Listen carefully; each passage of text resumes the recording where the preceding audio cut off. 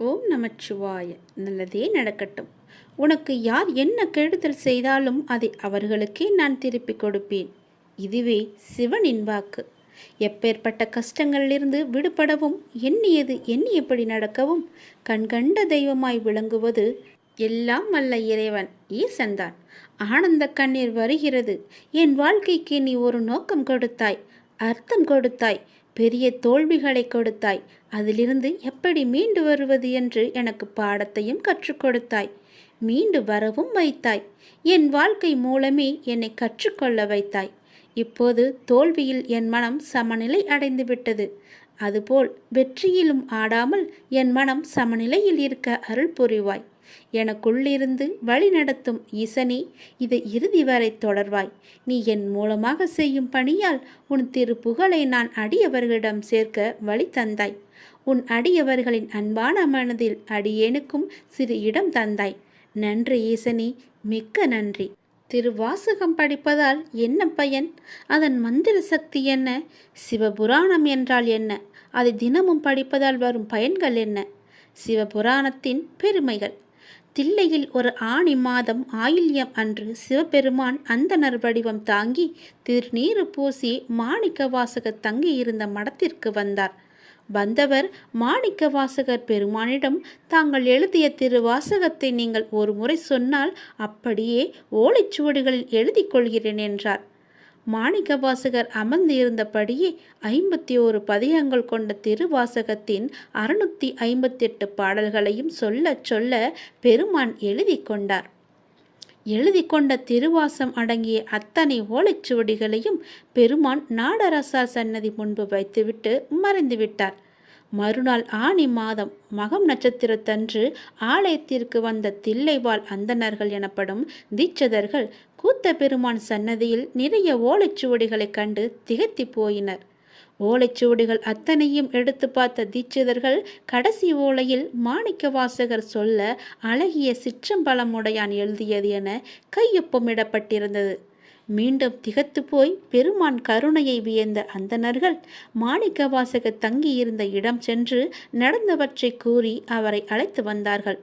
ஓலைச்சுவடிகளில் உள்ள ஒவ்வொரு திருவாசக பாடலையும் பார்த்து கடைசியில் பெருமானது கையொப்பத்தையும் கண்டு பிரமித்தவராய், ஆம், அடியேன் சொல்ல எழுதப்பட்டதுதான் என்று சொல்லி வந்தது பெருமான் தான் என நினைத்து உள்ளம் முருகி கண்ணீர் சொரிந்தார்.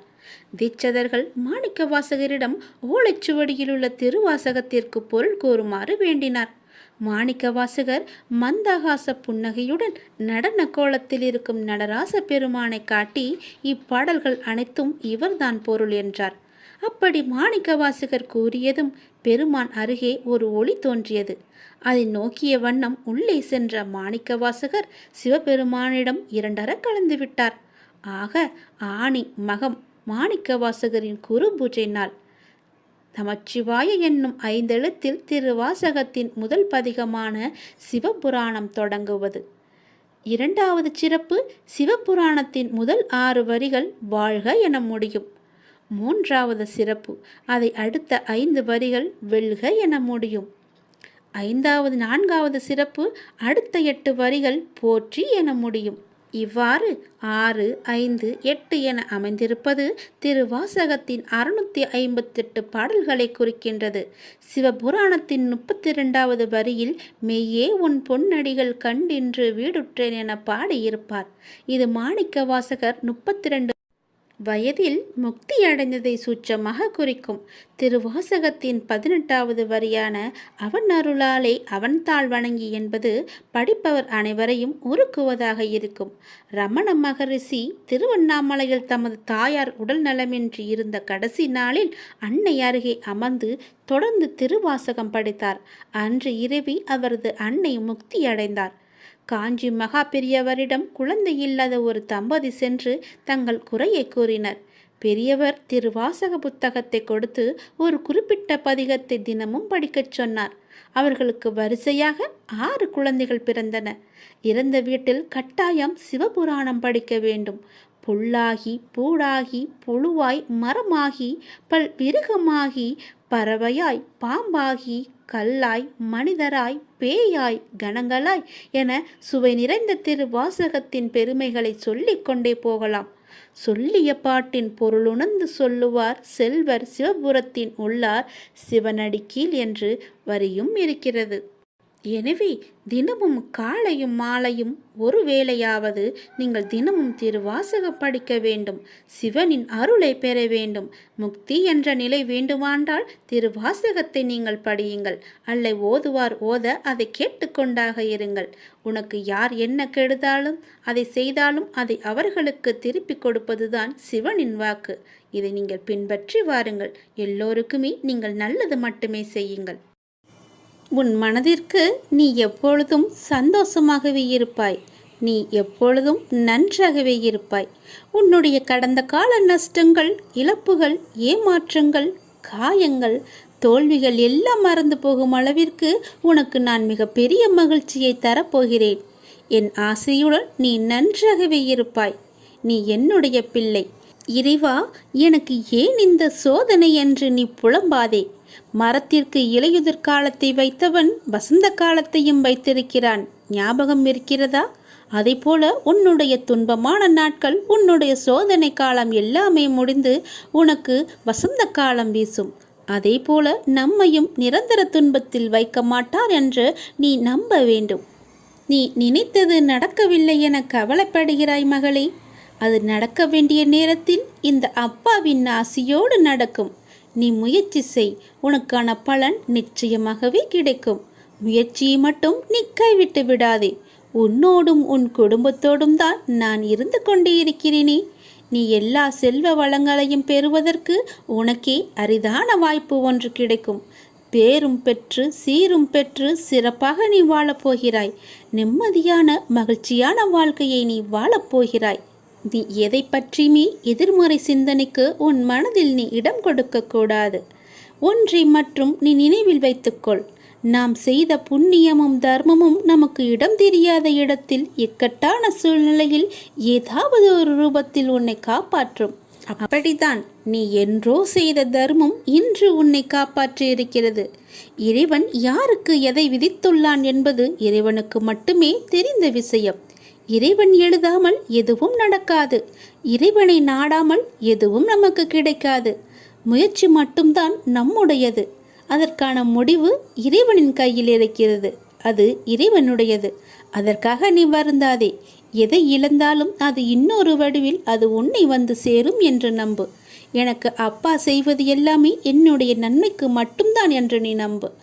வாழ்க்கையின் சந்தோஷத்தை பிற நபரோடு நீ தேடாதே. உங்கள் சந்தோஷத்தை உனக்குள்ளேயே தேடு. உங்கள் பிறவியின் காரணத்தை தேடு. உங்களின் வளர்ச்சியின் தடைகளை தேடு. நான் என்னும் ஆணவம் தவித்து நதி போல நீ ஓடு. பிடிக்காத செயல்களை கண்டு கொள்ளாமலும் வேண்டாத செயல்களில் உங்கள் கவனத்தை செலுத்தாமலும் தேவையில்லாத கேள்விகளுக்கு நீ பதில் கூறாமலும் இருந்தாலே போதும். உங்களுடைய உடலும் மனமும் ஆரோக்கியமாக இருக்கும்.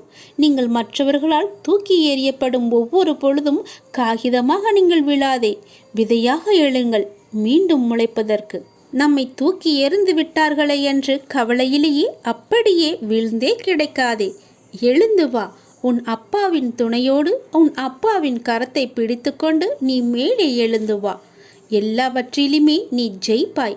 என்னால் முடியும் என்ற தன்னம்பிக்கையோடு எழுந்து எல்லாவற்றையுமே வெற்றிப்படியாக மாற்றி காட்டு. ஒருவர் இப்படித்தான் என முடிவான பிறகு அவர்களை மாற்ற முயற்சிக்காமல் உங்களை நீங்களே மாற்றிக்கொண்டு அடுத்த நிலைக்கு சென்று பாருங்கள். யாருடைய நிழலுக்குள்ளும் உங்களை பழக்கப்படுத்தி கொள்ளாதிருக்கும் வரை வெயில் உங்களை சுடுவதில்லை. எத்தனை வேகமாய் நம்மை மற்றவர்கள் மறந்து விடுவார்கள் என்பதை நாம் உணர்ந்து விட்டாலே போதும். நாம் நமக்கான வாழ்க்கையை வாழ ஆரம்பித்து விடுவோம். அனைத்திலும் இயல் எதிர்பார்த்த சூழலை புரிந்து கொண்டால் உயரிய நிலையை பெறுவது நிச்சயம் உண்மை. நான் சொல்வது உனக்கு புரிகிறதா? நான் சொல்வது புரியவில்லை என்றால் மீண்டும் ஒரு முறை கேட்டு அதன்படியே நட. உனக்கு வெற்றி நிச்சயம் காத்திருக்கிறது. இந்த விஷயத்தை நான் வெகு நாட்களாக உன்னிடம் சொல்ல வேண்டும் என்று நான் நினைத்து கொண்டிருந்த விஷயத்தை இப்பொழுது நான் உன்னிடம் சொல்லிவிட்டேன். இப்பொழுதுதான் எனக்கு மன ஆறுதலாக இருக்கிறது. இனி நீ பிழைத்துக் கொள்வாய். என் குழந்தைதான் எனக்கு முக்கியம். நான் ஒவ்வொரு வினாடியும் உன்னுடன் தான் இருப்பேன். நீ தனியாக நடப்பதாக நினைக்கிறாயா? உன் பாதை என்பது என்னால் வடிவமைக்கப்பட்டது. என் அனுமதி இல்லாமல் எதுவுமே இங்கு நடக்காது, தெரியுமா? நீ ஏன் எல்லாவற்றையும் உன் தலையில் வைத்து கொண்டிருக்கிறாய்? ஏன் உன் அப்பா நான் உன் வழிகளை தாங்க மாட்டேன் என்று நினைக்கின்றாயா? நீ எப்போது என்னை அப்பா என்று அழைத்தாயோ அப்போதே எல்லா உரிமையும் உனக்கும் எனக்கும் இருக்கிறது. நீ அழும்போது என்னுடைய மனம் துடிக்கின்ற துடிப்பை என்னால் எந்த வார்த்தைகளில் உன்னிடம் கூறுவது என்று தெரியவில்லை. உன் மனவழி, உன் உடம்பில் ஏற்படும் என அனைத்து வழியையும் நீ என் பெயர் சொல்லி என்னால் அதை தாங்க முடியாது, எனக்கும் அதற்கான பலத்தை தாருங்கள் அப்பா என என்னிடம் கேட்கிறாய் அல்லவா? உன் வலியை நான் தாங்க மாட்டேனா? உன் கண்ணீரை காணும்போது அதுதான் எனக்கு மிகுந்த வலியை ஏற்படுத்துகிறது. உங்கள் பெயர் சொல்லி என்னால் எப்படிப்பட்ட கஷ்டம் தரும் சூழ்நிலைகளையும் எளிதாக தாண்ட முடியும் என்று கூறும்போது நான் உனக்கு எப்படி உதவி செய்யாமல் இருப்பேன்? வலி தாங்காமல் சில நேரம் நீ கதறும்போது என்மேல் கோபம் கொண்டாலும் அது உன் மனதிலிருந்து வருவதல்ல. அதன் பிறகு என்னை மன்னித்து விடுங்கள் என்று கேட்டு நீ என் முன் நிற்கும்போது என் மனம் உன்னை எண்ணி கலங்குகின்றது. என் பிள்ளையை இப்படி விதியால் படும் அவஸ்தைகள் என் முன் இப்படி நிற்க வைக்கிறதே என்று. நீ துவண்டு போக மாட்டாய். என்ன கஷ்டம் வந்தாலும் நிமிர்ந்து பறந்து வானமாக மேலோங்கி நிற்கப் போகிறாய். யார் கைவிட்ட போதிலும் என் பக்தனாகிய உன்னை நான் ஒருபோதுமே கைவிட மாட்டேன். நீ எங்கு சென்றாலும் உன்னுடனே நான் இருப்பேன். எதை பற்றியுமே நினைக்காதே. உனக்காக யாருமே இல்லை என நீ வருந்தக்கூடாது. நீ அப்பா என அழைத்தால் உன்னை காக்க நான் வருவேன். நீ நினைத்தது நடக்கும். உன் வீட்டில் நீ நடக்க விரும்பும் சுப காரியங்கள் எல்லாவற்றையுமே நான் நடத்தி காமிக்கிறேன். என் ஆசையோடு நடக்கும். உன் முயற்சிக்கான பலன். வெகு நாட்களாக முயற்சி செய்து கொண்டே இருக்கிறாய் அல்லவா? எனக்கான வேலை வேண்டும், அதற்காக நான் முயற்சி செய்து கொண்டே இருக்கிறேன் அப்பா. எனக்கான சரியான வேலையை எனக்கு வாங்கி தாருங்கள். அந்த வேலையின் பொறுப்பை உங்களிடமே நான் ஒப்படைத்து விட்டேன் என்று என்னிடம் நீ கண்ணீர் விட்டு அழுவாத குறையாக என்னிடம் நீ கேட்டாய் அல்லவா? உன் மனக்குமுறல், உன்னுடைய மனவேதனை, உன்னுடைய மன வலி எவ்வளவு என்பது எனக்கு தெரியும். எனக்காக ஒரு நிரந்தர வேலை வாங்கி தாருங்கள் அப்பா என்று என்னிடம் நீ கேட்டாய் அல்லவா? அந்த முயற்சிக்கான பலனை நான் உனக்கு தரப்போகிறேன். நிச்சயம் அது உனக்கு கிடைக்கும். விரைவாகவே அந்த வேலையில் நீ உன் கையொப்பத்தை இடு. அதற்காக உன்னை நீ தயார்படுத்திக்கொள். இப்போது என்னுடைய ஆசையுடன் நீ முழுமையாகவே காப்பாற்றப்பட்டு விட்டாய். இனி எதற்காகவுமே நீ பயப்படக்கூடாது. நினைத்து கூட பார்க்காத விஷயங்கள் நடப்பதைக் கண்டு ஆச்சரியமடையப் போகிறாய். அமைதியற்ற மனநிலையிலிருந்து வெளிவரப் போகிறாய். என்னுடைய ஆசி என்பதை நீங்கள் உணர்ந்து கொள்ளப் போகிறாய். சரியான பாதையில் என் அப்பா என்னை அழைத்துச் செல்வார் என்ற நம்பிக்கையோடு இத்தனை நாட்களாக நீ காத்திருந்தாய் அல்லவா? அதற்கான பலனோடும் வட்டியோடும் நான் வந்திருக்கிறேன். என்னை தொட்டு எப்பொழுது என்னை அப்பா என்று கூப்பிட்டாயோ அதற்கான முதல் வேலையை நான் செய்ய தொடங்கிவிட்டேன். இனி எல்லாமே உனக்கான வெற்றி பாதையாக மட்டுமே அமையப் போகிறது. நீ கேட்ட வேலை உனக்கு நிரந்தரமாக கிடைக்கப் போகிறது. அதை பெற்றுக்கொண்டு உன் வாழ்வை நீ இனிமையாக பொழுதாக மாற்றிக்கொள். இதுதான் என்னுடைய உனக்கான ஆசீர்வாதம். உனக்கு எப்பொழுதுமே என்னுடைய ஆசியும் துணையும் எப்பொழுதுமே இருக்கும். உனக்கு பக்க பலமாக இருந்து உன்னை காப்பாற்றுவதுதானே உன்னுடைய அப்பாவின் வேலை. உன் அப்பா நான் சொல்கிறேன். உனக்கு தரும் இந்த வேலை நிரந்தரமான வேலை. என்னுடைய துன்பங்களுக்கெல்லாம் ஒரு தீர்வு கிடைக்காதா என்று ஏங்கி தவித்த உனக்கு ஒரு நிரந்தர தீர்வை தரப்போகிறேன். கேள். மகிழ்ச்சி என்பது வேறு எங்கும் நீ தேடி பெற முடியாது. அது முழுமையாக அடையக்கூடியதல்ல. அது உனக்குள்ளேயே ஊற்றெடுத்து நீங்கள் அந்த இயல்பிலேயே இருக்க வேண்டியது மிகவுமே அவசியம். மகிழ்வு என்பது உங்களின் ஏற்றுக்கொள்ளுதலை பொறுத்துதான் ஒவ்வொன்றும் அமைகிறது. பிறர் மகிழ்ச்சியாக இருக்கிறார்கள் என்று பார்த்தவுடன் தீர்மானித்து விடாதீர்கள். உங்களால் நினைத்து கூட பார்க்க முடியாத அளவிற்கு சோகங்கள் பிறர் வாழ்விலும் உண்டு.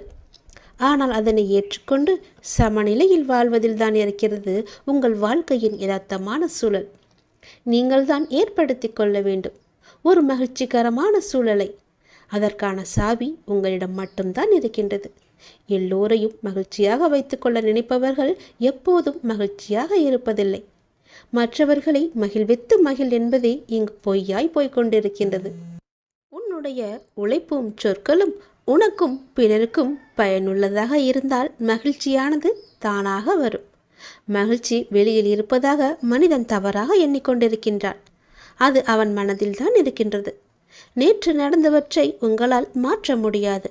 நாளை நடப்பதை தடுக்கவும் முடியாது. இன்றைய பொழுதில் இந்த கணத்தில் மகிழ்ச்சியாக வாழுங்கள். அதுதான் எல்லா துன்பங்களுக்கும் ஒரே தீர்வு. உன்னை யாரும் புகழும்போது மகிழ்ச்சி அடையாதே. அதை போல உன்னை இகழும் போதும் நீ கவலைப்படாதே. புகழையும் இகழையும் சமமாக கருதுபவரே மன அமைதியுடன் வாழ முடியும். நமக்கு கிடைக்கும் மகிழ்ச்சி என்பது இடங்களை பொறுத்து அமைவதில்லை. நம்மோடு பயணிக்கும் மனிதர்களை பொறுத்துதான் அமைகின்றது. மண் குடிசையில் வாழ்ந்தாலும் மனதிற்கு மகிழ்ச்சியாகத்தான் இருக்கும். மனதிற்கு பிடித்தவருடன் வாழ்ந்தாள். உன் மகிழ்ச்சியை அடுத்தவர்களிடம் நீ தேடாதே. அது உனக்கு தனிமையை மட்டுமே தரும். உன் மகிழ்ச்சியை உனக்குள்ளே தேடு. மகிழ்ச்சியாயிரு. எதிர்பார்த்த போது கிடைக்காத எதுவும் அதன் பிறகு எத்தனை முறை கிடைத்தாலும் அது மகிழ்ச்சியை கொடுக்காது. மகிழ்ச்சி இருக்கும் இடத்தில் வாழ நினைப்பதை விட நீ இருக்கும் இடத்தை மகிழ்ச்சியாக உண்டாக்கு. மகிழ்ச்சியாக வைத்துக்கொள்வதற்கு என்ன செய்ய வேண்டுமோ அதை நீ செய். உன் வாழ்க்கையில் நிறைவு கிடைக்கும்.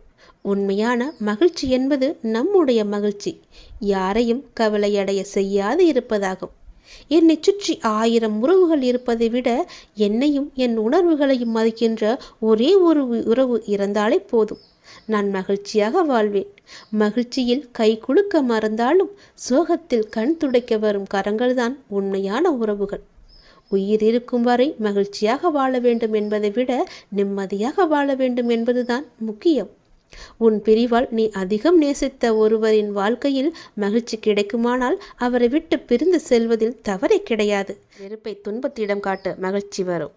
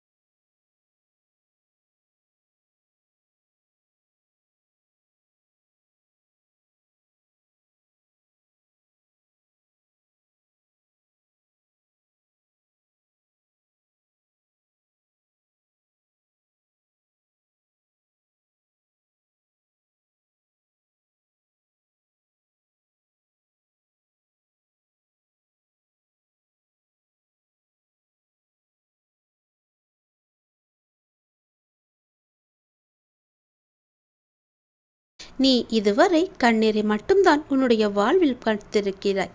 உன் வாழ்க்கையில் என்னுடைய அற்புதத்தையும் அதிசயத்தையும் இப்போது நான் நிகழ்த்தப் போகின்றேன். உன் மனதிலுள்ள ஏகப்பட்ட ரகசியங்கள் எவ்வளவு என்று எனக்கு தெரியும். யாரிடமும் சொல்லாமல் அதை பத்திரமாக உனக்குள்ளே வைத்திருந்தாய் அல்லவா?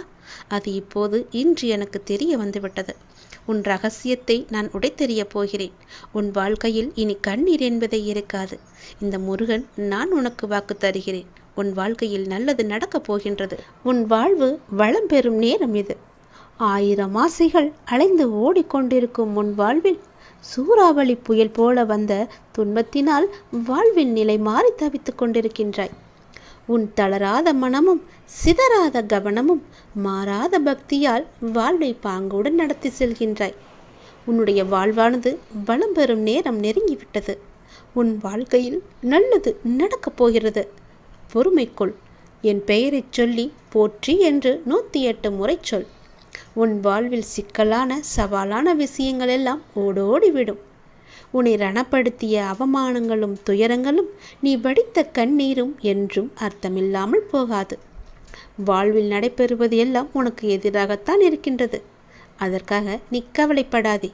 அனைவருக்கும் இது போன்று நடப்பது இயல்புதான். எதற்கும் ஒரு முடிவு உண்டு இல்லையா? நல்லவர்கள் என்றும் தோற்பதில்லை. என்னை நம்பியவர்கள் என்றையும் நான் கைவிடுவதும் இல்லை. என் மீதும் என் வார்த்தைகள் மீதும் நம்பிக்கை வை. நீ நம்பிக்கையோடும் பொறுமையோடும் இரு. கஷ்டத்தை சகிக்க பழகு. எதையும் எதிர்த்து நில். உன்னை ஏமாற்றியவர்கள் நினைத்து மனம் தளர வேண்டாம். இவையெல்லாம் இன்னும் சில காலங்களில் ஒரு முடிவுக்கு வரப்போகிறது. உன்னுடைய நிலை மாறப்போகிறது. நான் நிச்சயம் மாற்றி காமிப்பேன். இந்த கஷ்ட காலத்திலிருந்து உன்னை விடுவிக்கவே உன் கர்ம வினிகளோடு நான் போராடி கொண்டிருக்கின்றேன். அனைவரும் பார்த்து வியக்கும் வண்ணம் நீ வெற்றியை பெறப்போகின்றாய். உன்னை தேடி நிச்சயம் நல்வாழ்க்கை வந்து சேரப்போகிறது. பல வெகுமதிகள் உன்னை தேடி வரப்போகிறது. உன்னை சுற்றி உள்ளவர்களுக்கு முன் நீ பட்ட அவமானங்களுக்கும் நீ வடித்த கண்ணீருக்கும் உன்னை அவர்கள் முன்னால் தலை நிமிர்ந்து வாழ வைப்பேன். அவர்கள் உனக்கு செய்த தவறையும் துரோகத்தையும் உணர்ந்து உன்னிடம் வந்து மன்னிப்பு கேட்க வைப்பேன். உன் நிழலாக நீ செல்லும் இடமெல்லாம் உன்னோடு நானும் வந்து கொண்டிருப்பேன். நீ என் பரிபூர்ண ஆசி பெற்று என்னுடைய குழந்தை என்பதை மறந்து விடாதே. நான் வருவேன். நீ எங்கு சென்றாலும் நான் வருவேன் உனக்காக. இதுவரை கண்ணீரை மட்டுமே கண்ட நீ உன் வாழ்க்கையில் பல அற்புதங்களை காணப்போகின்றாய். என்னுடைய அதிசயங்களை உன் வாழ்க்கையில் நான் நிகழ்த்தப் போகின்றேன். இதுவரை இருந்த துன்பங்கள் எல்லாவற்றையும் நான் போக்கப் போகின்றேன். உன் மனதிற்குள்ளே பல ரகசியங்களை போட்டு நீ பூட்டி வைத்திருக்கின்றாய். அது யாருக்கும் தெரியாது என்று நினைத்து கொண்டிருக்கின்றாய். அதே வேளையில் நீ உன் மனதிற்குள் நினைப்பது கூட எனக்கு தெரியும் என்பதை நீ மறந்தும் விட்டாய். அந்த ரகசியம் என்னவென்று நான் அறிவேன். அதற்கான தீர்வையும் நான் உனக்கு கொடுப்பேன்.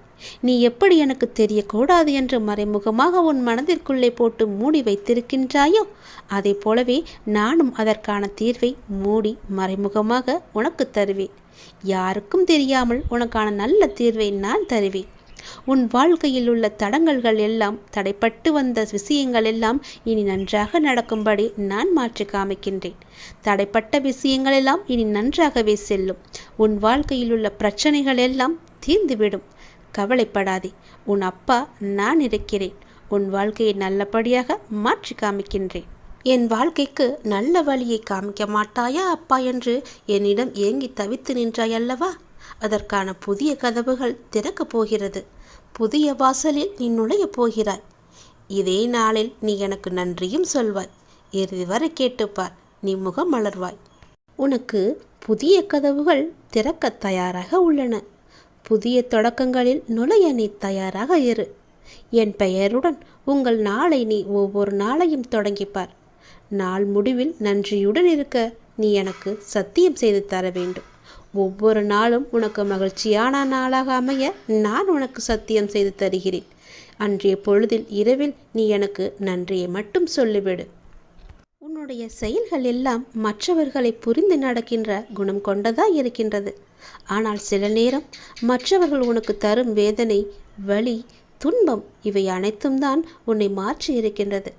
உன்னையும் உன் அன்பையையும் உதாசீனப்படுத்தும் போது நீ துடிக்கும் துடிப்பை பார்க்க சக்தி இல்லாமல் நான் இருக்கின்றேன். என் பிள்ளையின் கண்ணீருக்கு காரணமான அனைவருக்கும் வாழ்க்கையில் மிக பெரிய பாடத்தை கற்றுக் கொடுப்பேன். உன் கோபம் கூட வாயிலிருந்து மட்டும்தான் வருகின்ற ஒரு விஷயம். உன் மனதை நான் அறிவேன். மற்றவர்களுக்கு நீ உணர்த்திதான் புரிய வைக்க வேண்டும் என்ற அவசியமில்லை. அவர்களுக்கு ஏற்படும் பாடத்தின் மூலம் அவர்கள் புரிந்து கொள்ளட்டும். அதனால் உன் வாழ்க்கை நன்றாக, ஜெயமாக, நிம்மதியுடன் கூடிய வாழ்க்கையாக இருக்கும் என்பதை நீ மறந்து விடாதே. சிந்திய நீரை அள்ள முடியாது. அதை போலத்தான் வாழ்க்கையில் நாம் சொன்ன வார்த்தைகளும் நமக்கான நேரம். உன்னிடம் வார்த்தை விட்டவர்களுக்கு நான் புரிய வைக்கின்றேன். முடிந்த நேரத்திற்கு என்றும் உயிர் கிடையாது. ஆனால் நல்ல விஷயங்களை கற்றுக் கொடுத்த நேரத்தை மட்டும் நீ யோசித்து அதற்கு உன் நிகழ்காலத்தில் உயிர் அர்த்தத்தை கொடு. மற்றவையை தூக்கி எறிந்துவிடு. உனக்கு துணையாக உன்னுடைய அப்பா நான் இருக்கின்றேன். உனக்கு நான் என்ற சொல்லுக்கு எப்போது என்னுடைய நாமத்தை சொல்லி அர்த்தத்தை தந்தாயோ அப்பொழுதே உன் நிழலாய் உன் வாழ்க்கையில் நான் நுழைந்து விட்டேன். உன்னை பின்தொடரவும் ஆரம்பித்து விட்டேன். சில நேரம் நிழல்கள் கண்களுக்கு புலப்படாது. ஆனால் உனக்கு நான் உயிராய் எப்போதுமே துணை இருப்பேன். ஒரு அம்மாவாக உன் கூடவே இருப்பேன். அப்பாவாக, உற்ற தோழனாக, நல்ல சகோதரனாக உன் கூடவே இருந்து உனக்கு வேண்டிய உதவிகளை எல்லாம் நான் செய்து தந்து கொண்டே இருப்பேன். உன்னை நான் கருவில் சுமக்கவில்லை என்றாலும் நீயே என்னுடைய உயிரான குழந்தை. உனக்கு எது நல்லதோ அதையே நான் செய்து தருவேன். நீ எப்படி இருந்தால் உன்னுடைய வாழ்க்கை நன்றாக இருக்குமோ அது போலவே உன்னுடைய வாழ்க்கையை நான் அமைத்து கொடுப்பேன். உன் கர்மத்தின் பலனை நீ அனுபவித்தாக வேண்டும் என்று யார் வேண்டுமானாலும் சொல்லட்டும். உன்னுடைய கர்ம பலன்களை குறைப்பது என்னுடைய பொறுப்பு. உனக்கு என் மீது நம்பிக்கை இருந்தால் என்னுடைய சன்னிதானத்தின் முன்னர் வந்து ஒரே ஒரு தீபம் ஏற்றி உன்னுடைய வேண்டுதல்களை எல்லாம் சொல்லிவிடு. உன் கர்ம வினைகள் எல்லாமே எரிக்கப்பட்டு தூளாக்கி சாம்பலாக தருகிறேன். அதை தூசி போல தூசி என்று ஊதி வெள்ளிவிடு. நல்லது நடக்க நான் இருக்கிறேன்.